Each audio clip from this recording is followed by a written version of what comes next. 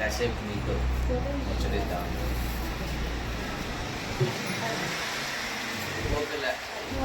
స్వామివారి దర్శనానికి రావడం జరిగింది. అయితే దర్శనం ఒక యోగం అయితే ఆ దర్శనం సందర్భంగా పరిచయం అయ్యేటువంటి వ్యక్తులు కూడా ఆయనను పరిచయిస్తారు. అది కూడా ఒక యోగం.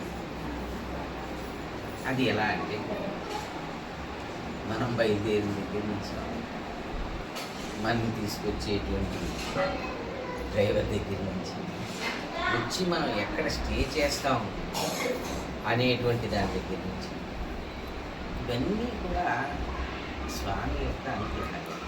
దాన్ని బట్టి మనకి ఆ వ్యక్తులు, ఆ సంఘటనలు, ఆ సందర్భాలు ఏర్పడతాయి. అలాంటి సందర్భమే నేను ఇక్కడికి వచ్చి నేను స్టే చేసినటువంటి ఈ విప్రమలై సదన్. ఇది ఎంతటి ఆనందాన్ని నాకు చేకూర్చిందంటే,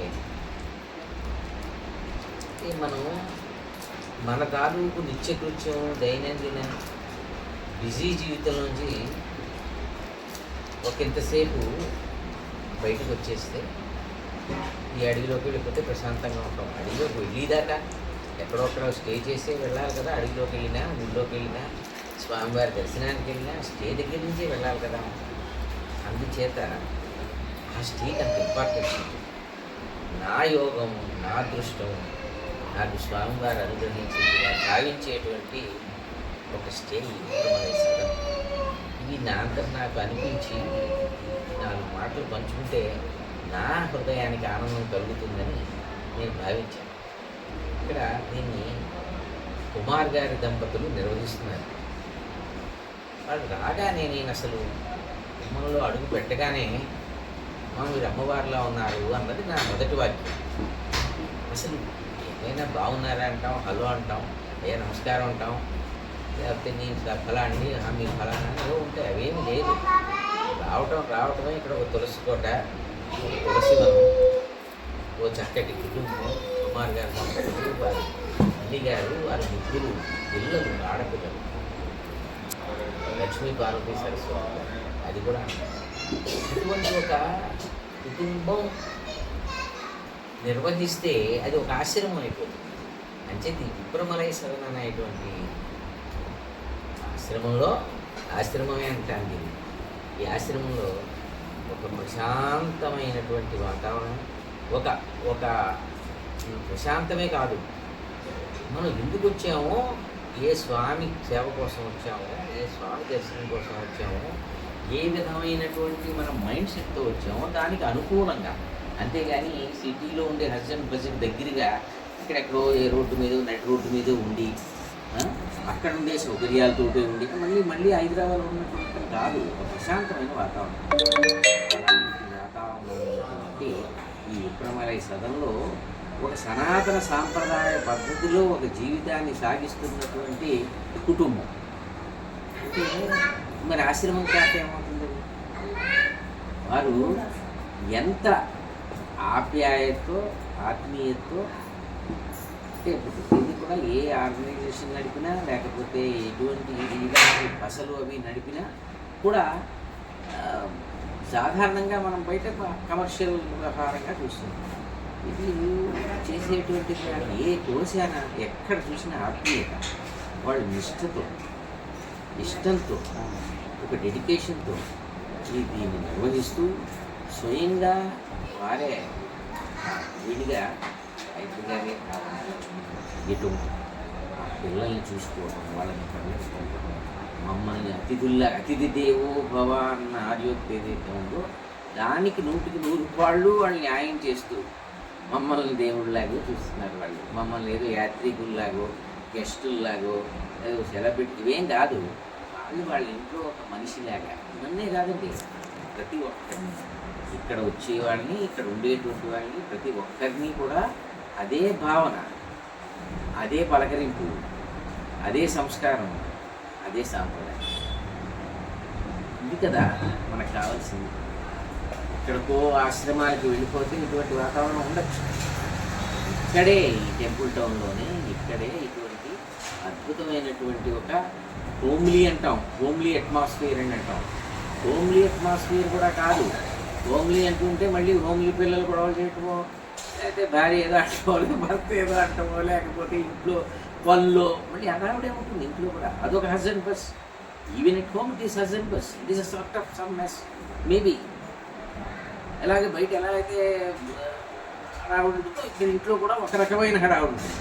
అలా కాకుండా ఒక ఆశ్రమం అనే మాటని వాడటానికి కారణం అటువంటి ఒక ప్రశాంతత, ఒక పవిత్రత, ఒక సంస్కారం, ఒక సాంప్రదాయంతో కూడిన సర్వీస్ లాంటి ఒక వాతావరణం ఇక్కడ ఉండటం ఈ విప్రమలై సదనంలో చాలా చాలా ఆనందం కలిగించింది.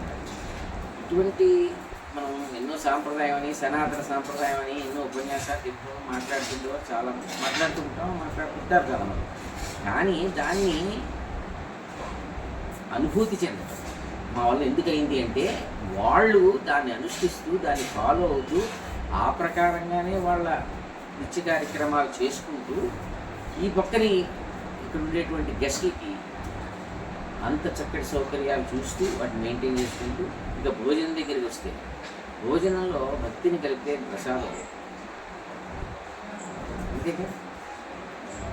భోజనంలో భక్తిని కలిపితే ప్రసాదం అవుతుంది, లేకపోతే మామూలు భోజనం అవుతుంది. హోటల్లో ఎక్కడైనా భోజనం చేయొచ్చు, ఎక్కడ భోజనం చేసినా అది భోజనమే. అది కాస్ట్లీ భోజనం చేయొచ్చు, మళ్ళీ స్పైసీలతోటి బిర్యానీ ఉందా అని అడగచ్చు. అది కాదు కదా. ఒక సాంప్రదాయ సిద్ధమైనటువంటి అక్కడ మనం హోమ్లీ అనే పదం వాడచ్చు, ఆ భోజనం హోమ్లీ అనే పదం వాడచ్చు. ఈ వాతావరణం నేపథ్యం గురించి మాట్లాడేటప్పుడు ఆశ్రమం ఉండొచ్చు. మంచిదా వాటిల్లో వీటిల్లో ఉండేటువంటి అద్భుతమైనటువంటి విషయాల సమ్మేళనంతో ఒక అత్యంత దగ్గరే ఉండి వారు వడ్డించి, శ్రీమతి గాయత్రి వారే వడ్డించి, అంతేగాని ఏమన్నా ఇద్దరు పిల్లలు పెడితే వాళ్ళు వడ్డిస్తారు. వచ్చిన వాళ్ళ గెస్ట్ వాళ్ళ ఇంట్లో మూడు పనులు ఉంటాయి, వాళ్ళ ఇంట్లో మళ్ళీ వాళ్ళ తల్లిదండ్రులు చూసుకోవాలి, పిల్లలు వారే వచ్చి స్వయంగా వడ్డించవలసిన పని లేదు. ఇక పిల్లలు కుర్రాన్ని ఏమన్నా పెడితే వాడు పని చూస్తారు కాదు, ఆవిడే స్వయంగా వడ్డిస్తారు. ఆయన అక్కడ ఉంటారు, ఆయన కూడా అందులో పాల్పంచుకుంటారు కుమారుడు. ఇది ఎక్కడైనా అంబియన్స్ నేను ఎక్కడా చూడలేదు. వారిద్దరూ మాకు స్వయంగా కాస్త ఇది బాగుంటుంది వేసుకోండి, ఆ వంకాయ కూర బాగుంటుంది వేసుకోండి, ఇది వేసుకోండి అంటే అది అమృతం దాకేమవుతుంది. ఆప్యాయతను కలిపినటువంటి భోజనం, శ్రద్ధతో వండిన భోజనం ఎప్పుడు కూడా అమృతమే అవుతుంది. అంచేత అందులో వాళ్ళు ఆ భక్తిని కలిపేస్తారు. కాబట్టి ఒక పాజిటివ్ వైబ్స్ తోటి, ఒక డివైన్ వైబ్స్ తోటి ఉండేటువంటి పదార్థాలు అమృతాలు ఉంటాయి. ఆ విధంగా మనస్తత్వంతో ఉండి మాకు వడ్డించి మాకెంత ఆత్మీయతని పంచిపెట్టి ఇక్కడ ఉండేటువంటి స్టే అద్భుతం. మాకు జీవితంలో స్వామివారి అనుగ్రహం, దర్శనం ఎలా అనుభూతి అనుకుంటామో అలాగే ఒక స్టే కూడా అనుభూతి అని అనిపించాలంటే ఇలాంటి దంపతులు మనకి ఉండటం, ఆ దంపతులు ఈ విప్రమలై సదనం నిర్వహించడం నిజంగా చాలా నాకు సంతోషాన్ని ఇచ్చే విషయం. సరే వాళ్ళ కుటుంబాన్ని చూడటంలో ఒక ఆనందం.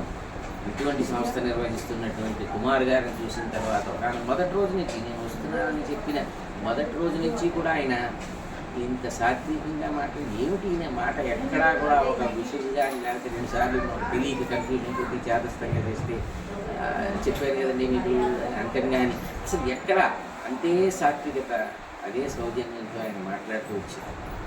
అదేవిధంగా మా ట్రీట్మెంట్ కూడా అదేవిధంగా మమ్మల్ని చూస్తున్నారు. చాలా సంతోషం కలిగింది. అందువల్లే అదే పాజిటివ్ వైబ్స్ కంటిన్యూ అయ్యి డివైన్ వైబ్స్ దాకా వెళ్ళి మన స్వామివారి అనుగ్రహాన్ని కూడా చాలా మేము మా మిత్రులు కూడా చాలా ఆనందంగా గడపడం జరిగింది. సో ఇలాంటివి ఉన్నప్పుడు ఇంకొక రోజు ఉంటే బాగుండే అని అనిపించాలి. ఎక్కడైనా రేపు వెళ్ళాల్సింది ఇవాళ వెళ్ళిపోదామని అనిపించకూడదు. అలాంటి వాతావరణాన్ని వీరి యొక్క సంస్థ అద్భుతంగా ఉండాలి, మరింత చక్కటి అభివృద్ధిని సాధించాలి. వారు మరింత ఆయురారోగ్య ఐశ్వర్యాలతో ఉండి స్వామివారి సేవలో కృతార్థులవుతూ వచ్చినటువంటి టూరిస్టులందరికీ కూడా వాళ్ళు విధేయమైనటువంటి సేవ, దీని సేవనే అంటాను. వాళ్ళు నిర్వహిస్తున్నా కూడా ఒక సేవ లాంటి కార్యక్రమం ఇది. అలాగే చేస్తూ మరింత స్వామివారి కృప ఈ పాత్రలోకి మరింత అభివృద్ధిలోకి వస్తూ పిల్లలందరూ చక్కగా అభివృద్ధిలోకి వస్తూ మేము మళ్ళీ వస్తూ సోమవార దర్శనాలు మళ్ళీ చేసుకుంటూ కుటుంబ సమేతంగా చేసుకుంటూ ఉండాలని నేను కోరుకుంటూ